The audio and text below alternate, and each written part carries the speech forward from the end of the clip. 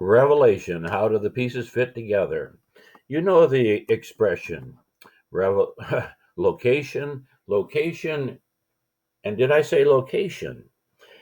It is extremely important to realize that the book of Revelation is written to seven churches in a very specific location. In the middle of your screen, you see the little Isle of Patmos. It's a little teeny isle, and that's where John was imprisoned. And he is writing to seven churches that are in what is called Asia Minor. He is not writing to the Greeks. He's not writing to the Italians there in Rome. He is not writing to the people in Israel. He's writing to people who have a history of being called Anatolia, Asia Minor, Turkey. They were controlled by unbelievable numbers of different cultures. They have been going back and forth and back and forth and beat up and beat up. Here's a little bit of a glimpse of it. 2500 BC, it looked kind of like this. And then other kingdoms came in, the Hittites, and you see the Armenians and the Assyrians, and now you see the Persian Empire beats up on them. And from the other side, the Greeks are coming in, and the Seleucid Kingdom, and Armenia again. And you see the Romans, and you can see how the Romans took over.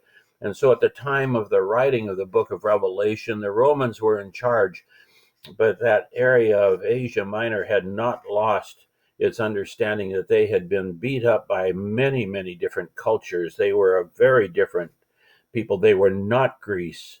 They were not Italy. They were not Israel. Um, they were very, very, very unique.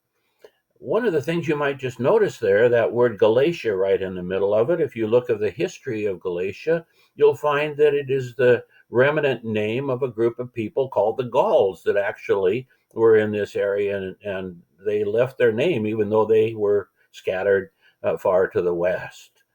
So this is a fascinatingly different area to which John is writing. So John is there on the Isle of Patmos, and he writes to these seven churches: Ephesus, Smyrna, Pergamum, Thyatira, Sardis, Philadelphia, and then on to Laodicea. And again, remember the culture of these. It is Anatolia, it is Turkey today, and we sometimes neglect that unique background to which he is writing. Another thing that's interesting, do you recognize this? A squared plus b squared equals c squared. Do you remember the name of Pythagoras? Pythagoras was from Samos.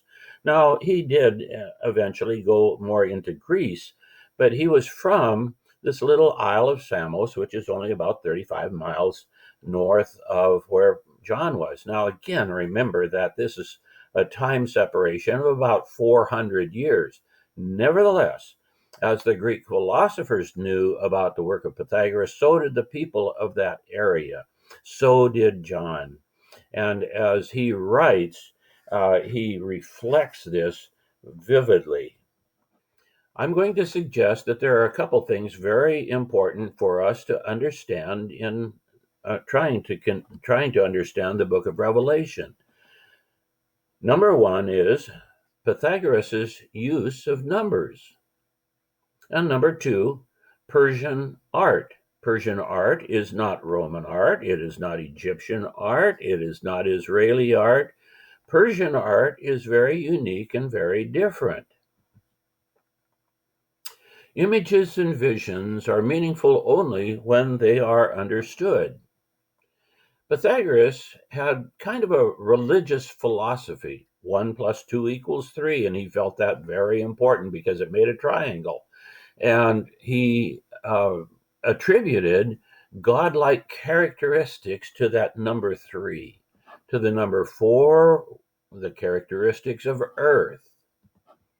Then there was a number 6. Now, this one is a little bit more difficult to see, but I think you'll catch something in this. 6 is a number of failure or incomplete because 3 plus 4 equals 7, and that is always the sign of completion. Beyond that is a number 10. Now, this is not a specific number, it's a general number. It's like 1, 2, 3, 4, 5, 6, 7, 8, 9, roughly 10 people there, or maybe it was 12 or 11. And so 10 is a very general, non-specific number. Number 12, 3 times 4. 3 plus 4 equals 7. 3 times 4 equals 12. Have you ever seen the number 12 used in the Bible? In the book of Revelation, exclusively it refers to God's people. It's fascinating. There are combinations of these numbers: 24, 42, 1,000, 144,000. We'll come on to that a little bit later. But I want you to also realize that it's not just about the numbers, but the use of adjectives and so forth. For instance, in the words holy, holy, holy. It is not in the book of Revelation, holy, holy, or holy, holy, holy, holy. It is holy, holy, holy. You will find adjectives of God, and it's 7. Or there will be 4 adjectives linked together, or 3, and you can tell every time if it's talking about earth or God or heaven. Now watch out. Big caution. Yes, indeed. Eusebius, Jerome, Augustine, these people all understood Pythagoras' writings. They appreciated him very much. They questioned a few of his things, but there was a connection there. We know that from history. The caution comes when people take it to illogical extremes. Remember that they were not working with numbers as though they are computer oriented. They are dealing with them in very mystical kinds of ways. Obviously, you can see this in the Middle Eastern religions. They take them far, far away from where John took them. So here's the framework. That's what we're looking at. We're not going to look at the little teeny details, nor what kind of refrigerator they're going to get. But what we are going to see is that the book of Revelation starts and ends with comments about the churches. In chapter 1, there is this wonderful introduction, and it is talking about the churches. You move to the end of the book of Revelation. I, Jesus, have sent my angel to bear witness to all of you about these things for the churches. So it's extremely important to understand that this book is for the churches, the ecclesia.